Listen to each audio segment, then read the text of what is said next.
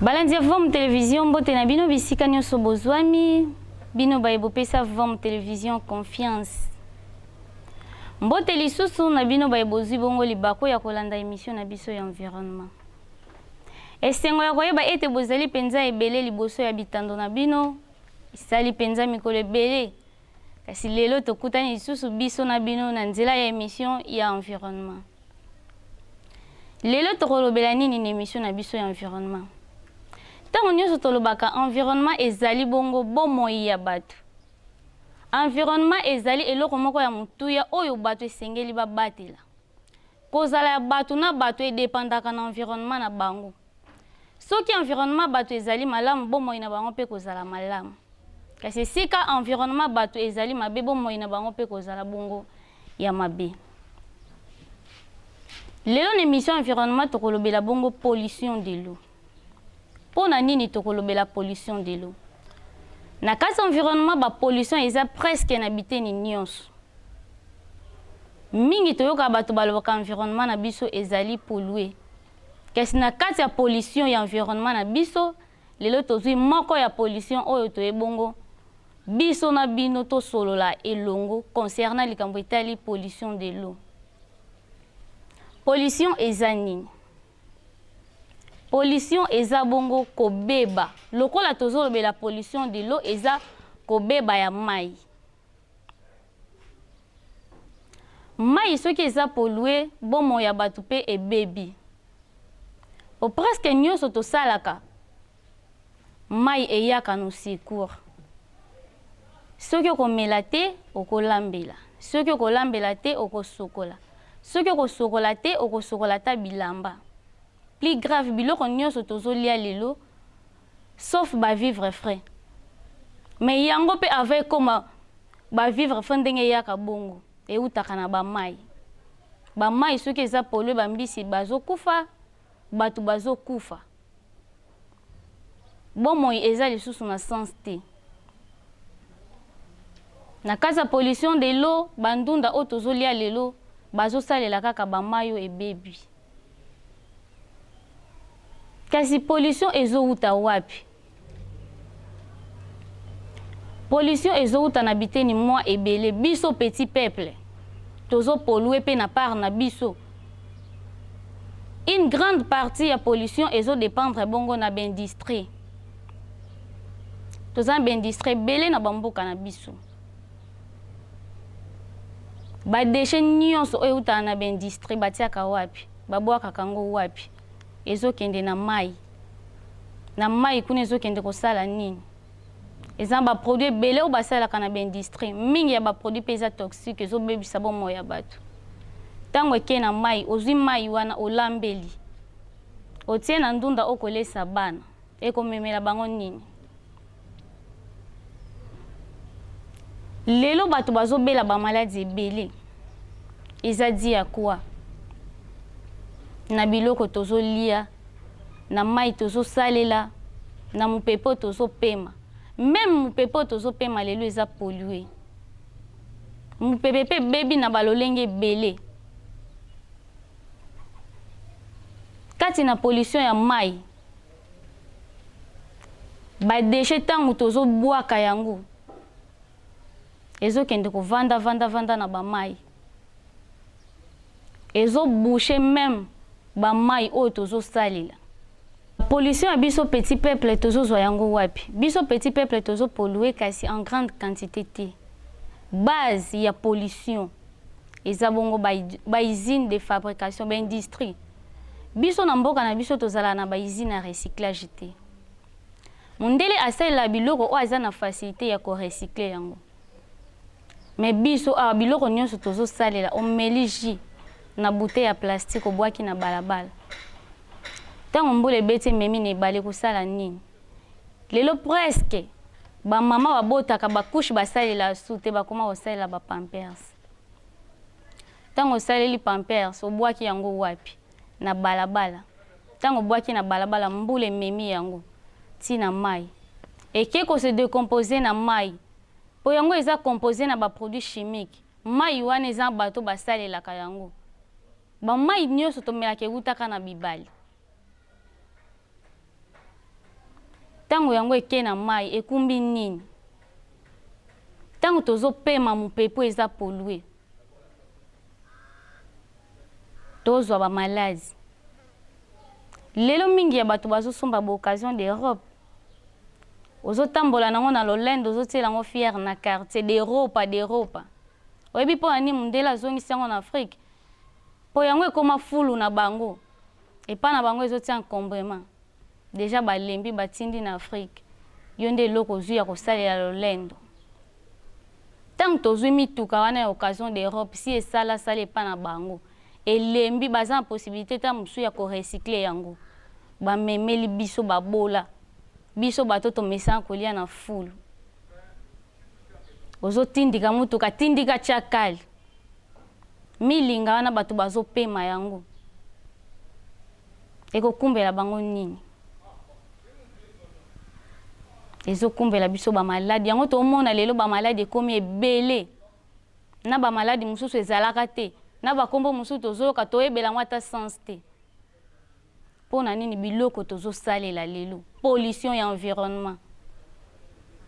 Environnement na biso eza pollué. Toluka ba piste de solution. Soki environnement eza malamu bato pe bakozala malamu. Soki eza mabe bomoi na biso pe kozala mabe.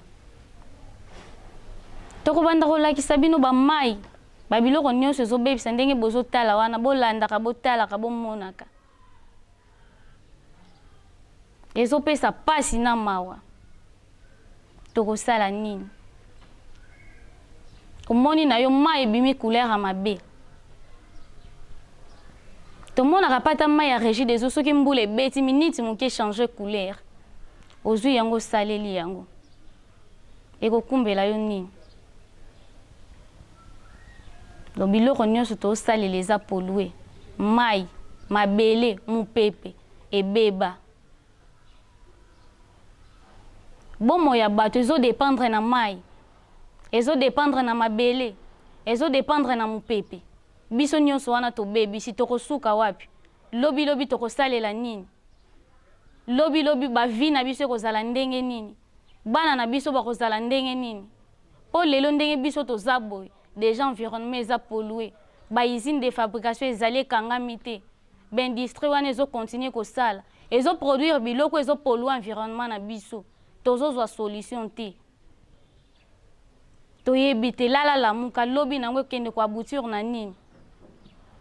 Mais tokozala su na esika kosalela te.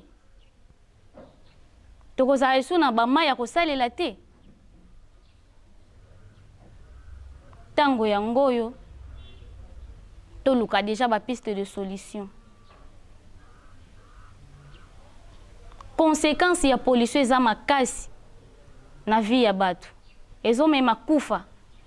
Ezo mema ba maladi. Bandeko balandi soki tozali longo na bandeko ya régie bo mekana no kotela biso élément moko ya pollution ya rivière Kasai po balanda ba mona. Pollution ekumbaka nini na bomo ya bato. Conséquence ya pollution eza nini na ba vie ya bato. Tolanda nano tokutani na sima na yango.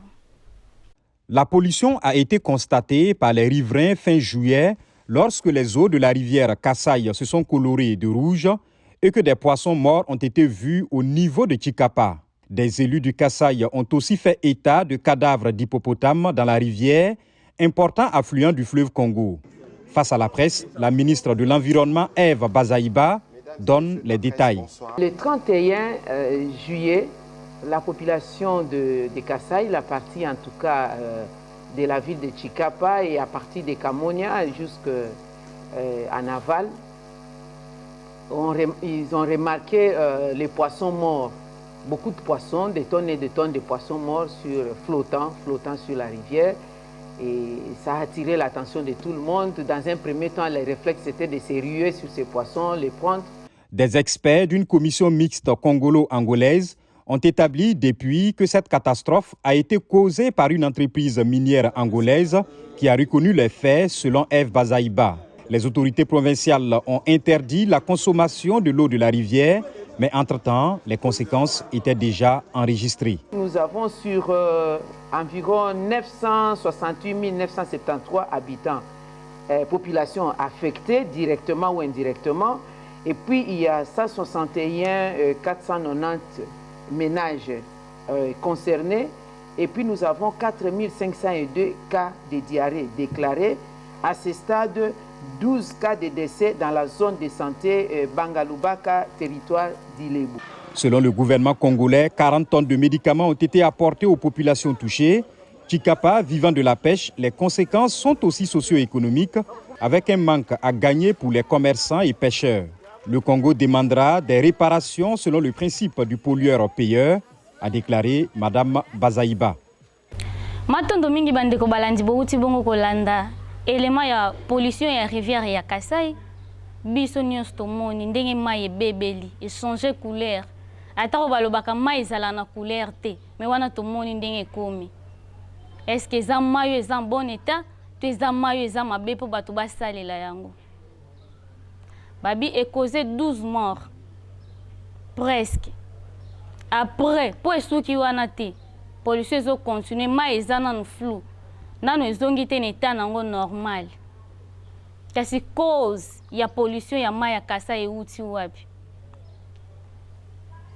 Tende tolobi ezouta na ba usine. Euti na ba industrie. Euti bongo na société minière angolaise. O ba déchet na bango ba déversaka na rivière Kasai yango polluer mai ya rivière Kasai. Rivière Kasai euta bongo source nango eza na Angola. Lokola bango kuna ba boaka ba déchet. Et ti et polluer mai et causer plus ou moins 12 morts. Après 12 morts wana o ba kufaki sur place. O pollution esilite tango bato na 12 ba kufi et provoquer ba diarrhée. Et provoquer ba maladie de la peau et belé. Na bato baza contaminé, bazo continuer ka kosalela mai wana. Po abi ba monite ba kosalela nini. Bazo continuer kosalela yango. Après quelques jours eko causer nini. Est-ce que ka bato na 12 nde ba kufi esuki wana ko boma sute? Te o continuer ko boma na bato bazo continuer kosalela mai wana eza pollué. Bazo salela baza na mbongo te.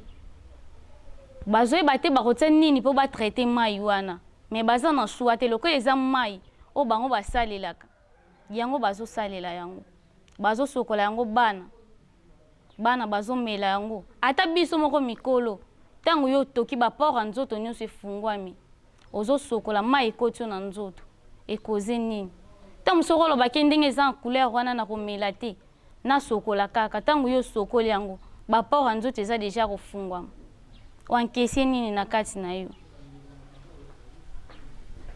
Tango soko sokola ngo nzoto te. Osokoli biloko ozolia ekokumbela yo nini.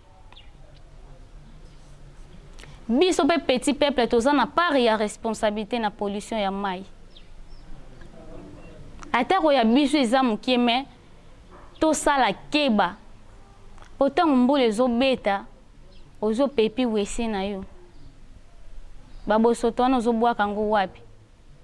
Obwaki na kanivo. Tamusu mbule beti makasi te po ekumba yango tina mai.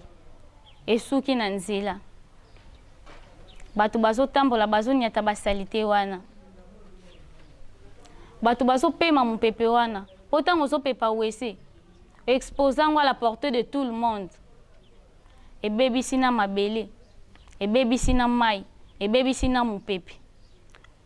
Ou eza base ya kozala ya bato mai ezala malamu mupepe ezala malamu mabele ezala malamu kasi pa na biso eza le contraire mai pollué mabele pollué mupepe pollué tokosalela nini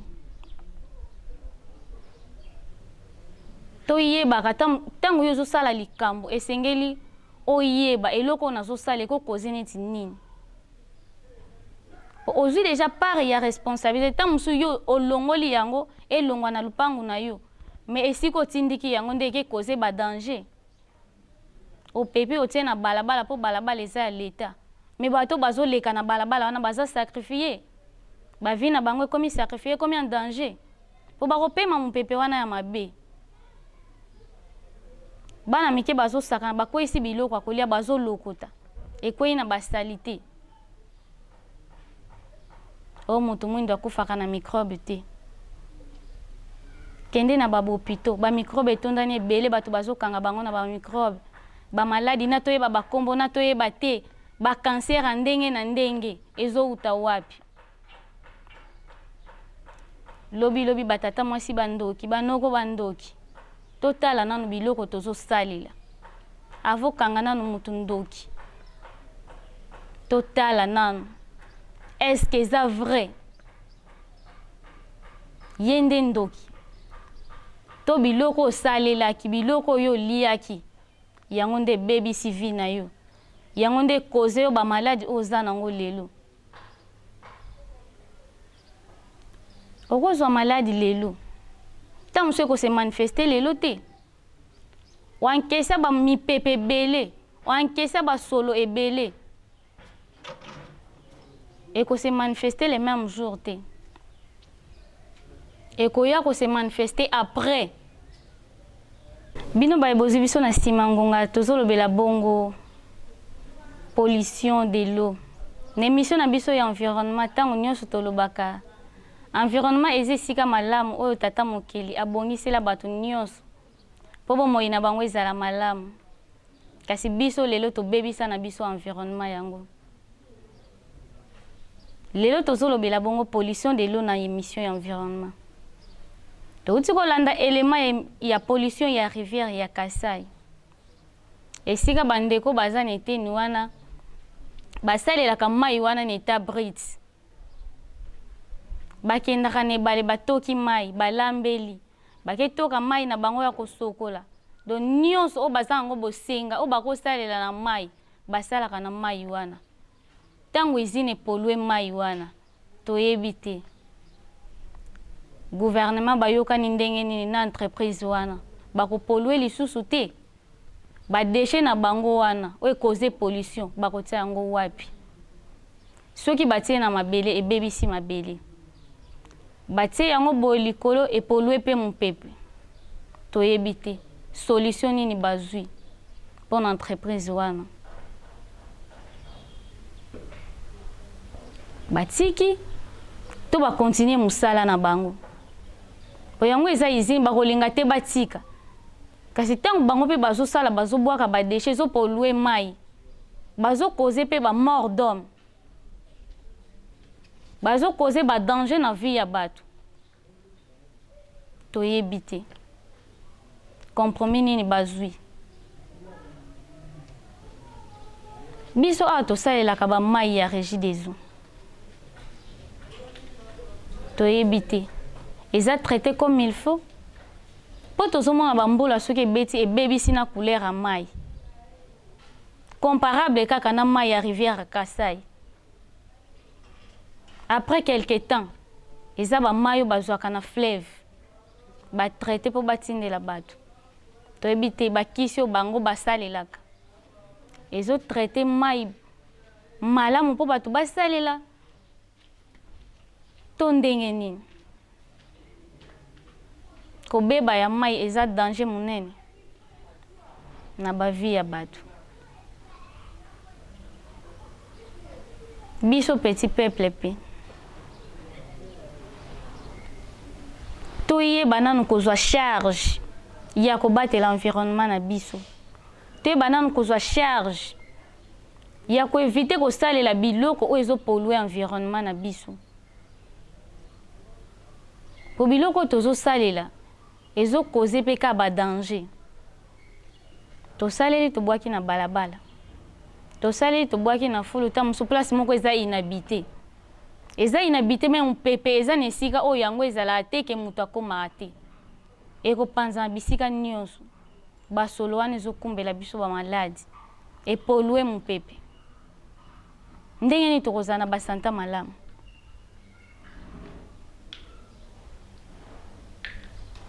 To battre l'environnement, to battre la mopepe, to battre la mai. Pobo moyina biso ezala malamu. na ba moyen toza nango ya mikende tomoni bandeko na biso o basaleli mai ezaki pollué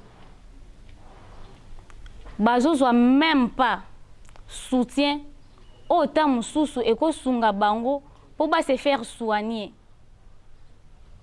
bongo na biso awa na ba malade tobelaka toyebi so tolokotaka ngo wapi tozwaka ngo wapi tozana na ba moyen financier ya malonga te tango siko ozwi malade wana ekoki mpe kokumba moto na liwa moto akufi lobi baluki bandoki bandi okanga bandoki toyebi te koze ezalaki wapi koze eutaki wapi tamuso ekota nango banda kala malade ekota nango banda kala evanda me toyebaka te toankese ntango ekoexplose mbala moko nde ntango tokosutuka tokanga nani ndoki tosala nini ntango yango oyo toluka ba moyen ya kose protéger pe ya ko protéger environnement na biso ya ko protéger ba mai na biso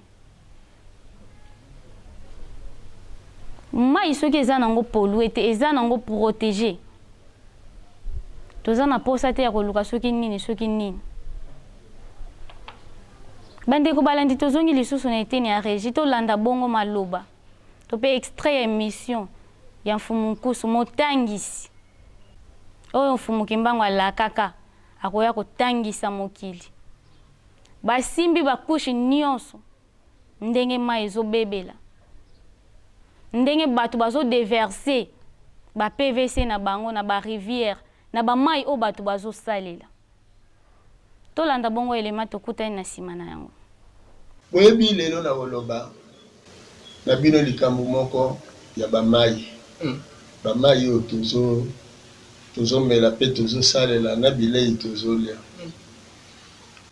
toza na bamai awawa na otanga neti mai ya makelele atangi mai ya kalamu mai ya njili mai oyo ya molar awa mai ya matete na bamai mosusu oyo nyonso kaka boyebi na Kinshasa sikoyo na bandi kolimbolela bino eloko moko bopretaka attention te wese toilette ya prison Makala mai nango nyonso na ba toilette nango babwakaka na mai ya makelele ekitaka na mai ya makelele bazobimisa bazelo bato bazotongela bandako mai ya toilette ya sanatorium de Makala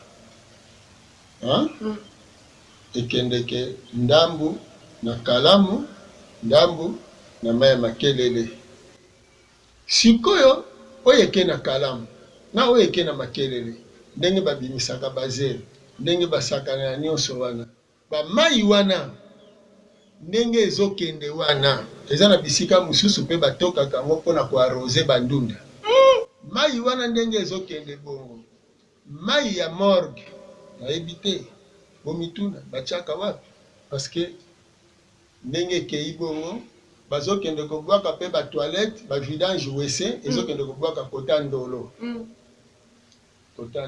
mai ya kankokolo ya batoilette ya kankokolo na mai ya kankokolo ekendeke wana ngambo ya lover eke kokweya na mai ya makelele abwaki na fleuve kalamu na ake kobima kuna na binchakunchaku bake kokutana kuna bake na ndolo ngambo kalamu abimeli binchakunchaku abimi kuna binchakunchaku azozwa bamai ya bawese ya barumbu na mai ya prison ya ndolo eke bimi wana binchakunchaku ekei na fleuve ndenge abimeli wana na fleuve mai ya njili kuna pe ndenge moko azoyamba batoilette ya kuna ebimi siko ntango ebimi na fleuve ezoya po bakende Kintsuka mai batoilette ya Camp Church mai na bango eke wapi na fleuve eke na Kintsuka sikoyo bomoni régie des eaux oyo eza na Selembao ezozwela mai wapi tio na bango ekei tout droit ya 24 novembre tina fleuve siko mai oyo azozwa wana eza mai oyo binchakunchaku ya barumbu bamai ya prison bamai ya kalamu na bamai oyo bazobwaka na ya wese wana na ya ndolo ya kandolo nyonso na oyo bavidange wese ezobwaka ndenge ezokende kota na fleuve kuna ya bendi na veni loya tio eye ekutani na tio oyo eutani na sana ekei tout droit tima ya kalamu sikoyo bandako ya matete na camp police bango bazobwaka mai na bango na mai ya matete oyo bozobenga kiimbi yake kobwaka tina mai ya njili nyonso wana eza liboso ya ebendeli ya mai oyo régie des eaux azobenda na 24 novembre bozomona sikoyo bomituna mokolo nini bakokende kovide toilette ya sana parce que bavidange wese mitukana tomonaka yango te vidange wese na prison makala ekendeki te mai ya toilette ya kalufungula mai ya toilette ya mama yembo mai nango nyonso yango na ekweyaka na rivière ya Gombe ekei tiki ntika mai ya Kimpoto oyo eza awa na l'église kimbangiste na ekole kimbangiste oyo ya Makanza mai wana ti ndenge ekendeki na pépinière wana eke kosangana na mai ya kankokolo bake lover bake kalamu bato nyonso oyo baza lelo ya mai wana eye kokota ti na veni balabala Kwilu ekoti ti bumbu boye majorité batoilette nyonso ebwakaka nini mai nango bamama oyo baza koarrose bandunda wana bayebi ntango moko akitisi arrosoir ne boye azotoka boye bana bule ekoti asopi nanu bule wana apres ale abwakeli ndunda mai ndakisa morgue ya Kazangulu na hôpital ya Kazangulu ezobwaka mai na yango na ebale wana ya Kazangulu wana mai wana ekokweya tina lukaya ndenge eyeboye siko bandunda oyo nyonso ya kimwenza wana bazozwa mai na lukaya eske nano mai oyo baza koarrose na yango bandunda ministère na biso ya santé na ya environnement campus mai ya kindibula omoni avo koma triangle soki ozoya na bypass avo koma triangle ke campus mai ya CNPP ya wese ya sen nazoloba bie batoilette ya CNPP na ya campus ekita na mai wana ezoya boye bandunda wana nyonso baza koarrose batoilette ya bamai wana nyonso ti ndenge ye wana boye na kote ya makala wana boye eke kokota ndambu na ebale oyo ezali na veni université juste na université pembeni wana mai moko ezali wana oyo ekei kobimela na nini na première na limete eke kota ti ndolo mai wana baza koarrose mpe na babilanga na kote wana nyonso batoilette nyonso wana bato basali batoilette ebwaki kaka wana sikoyo botala bokende koverifie mpe hôpital ya Bondeko soki faux septique na yango mpe ezali kuna na faux septique batonga basala ba faux septique bayaka mpe bavidange wese ekendeke to mpe bakitisa kaka na mai wana point d'interrogation bamai wana nyonso ndenge baza koarrose nango bandunda est-ce que campus esi esala mpe mokolo mosusu baya kozwa mai wana baétudie qualité nango mpo baza koarrose yango likolo ya bandunda baza koarrose yango na babilona régie des eaux baza korécupere yango na fleuve kuna amelisi yango bato bambisi mpe balie yango bameli yango bavivre na kati ya bamai wana nyonso alors que baméthode ya malamu ya bien ya korafine ya kotraite mai ezali na méthode naturelle ngeta botala ndenge nini bato bazali liboso ya bamaladi liboso parce que soki lelo boso koloba mikate me ngai nazoloba bamai wana ezowuta na bahôpitaux mai ya mama yemo nalobi bien na rivière ya fleuve bokende kotala qualité ya mai ya rivière ya fleuve wana na rivière ya Gombe boso yango botoka botala Il est dans le laboratoire. Il herbe à Zawana. Mais à ce tika maïwana zo zwangote kwa yekola. Jare ba microbe Zawana. O batu bazo consommer. Hein? Donc, pasi wana. Bogolia. Na boite batu faut balia bandunda. Mais il faut l'État à s'impliquer. Bako kolo n'a jamais ndunda na bangren. Parce que kutuna no mayo bako arroser la ngweza mabe. Malamu ndunda kola na état naturel na ye, pas bimisa ba capacité naturelle na ye, fer na ye, vitamine na ye, protéine na ye, entre autres protections. On a protégé bantuta bato bagolia ndunda wana. Siko ndenge nini bato bakozala na santé ya malamu na tangu ba mai presque nyonso bazo salela eza mabe et puis mai même ya ye moko régie des eaux. Parce que mai wana siko lokola bazo benda bongo traitement nango eza na mikolo mususu mai wana pe bimaka jaunâtre. Hein? Mikolo mususu pe crise nini kisi ezali te. Donc tozo senga na côté wana scientifique. Pour nini naza ko interpeller ba minganga? Parce que ce qui réellement ba minganga ba expliquer ka bato que maladie ezali eloko moko scientifique nanu. Donc, nous avons les sciences. Alors, ce qui est incompatibilité, l'autre moko ya anormal et côté nous avons azali presque humanité. Azana ba anticorps. Maladie ezalaka bitumba entre l'étranger microbe oyo ba ye na ba défenseur ya nzoto na yo. Tant bazo bunda des maladies ya wana. Donc, ce que je lis bien, makambo nyonso donc maladie nyonso bo considérer eza guerre. Toyoki motangisi biso nyonso tolandi asimbi bakushe nyonso. Protection environnement ezo dépendre na biso petit peuple pe baya likolo o bazo kamba biso. Yango moko environnement eza sacré.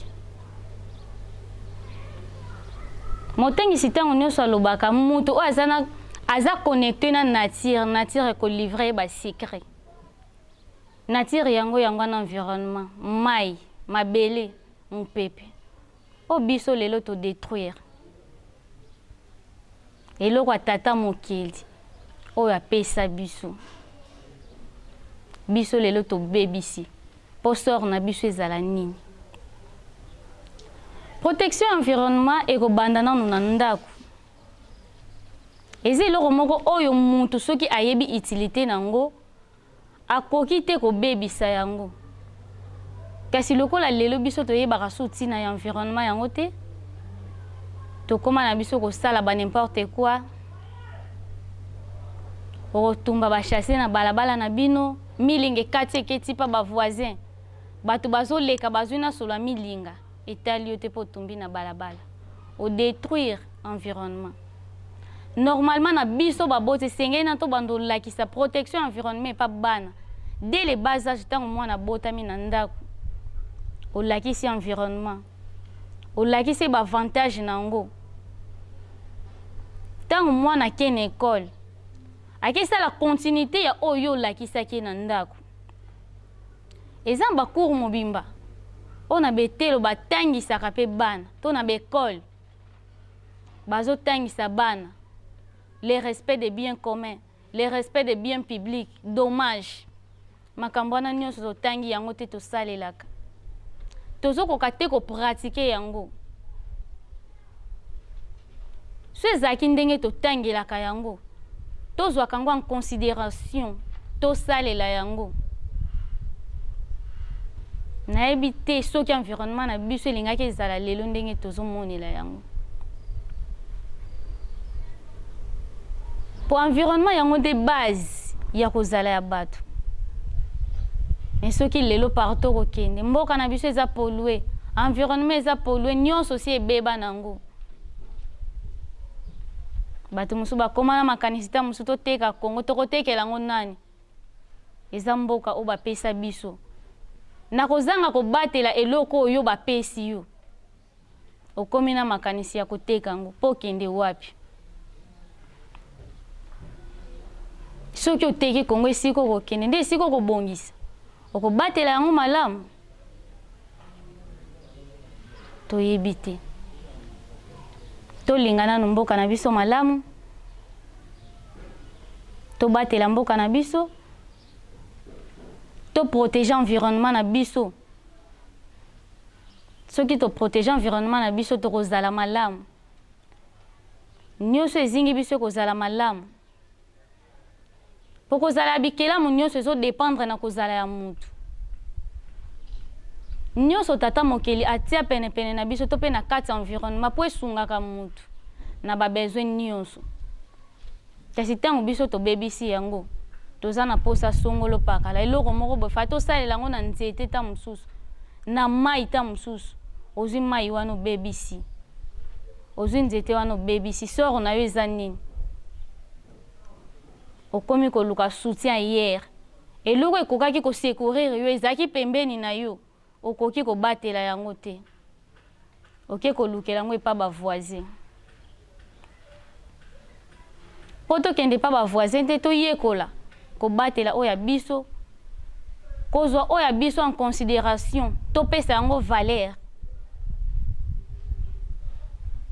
po yango mpe esunga biso na bata nyonso tokozala nango bosenga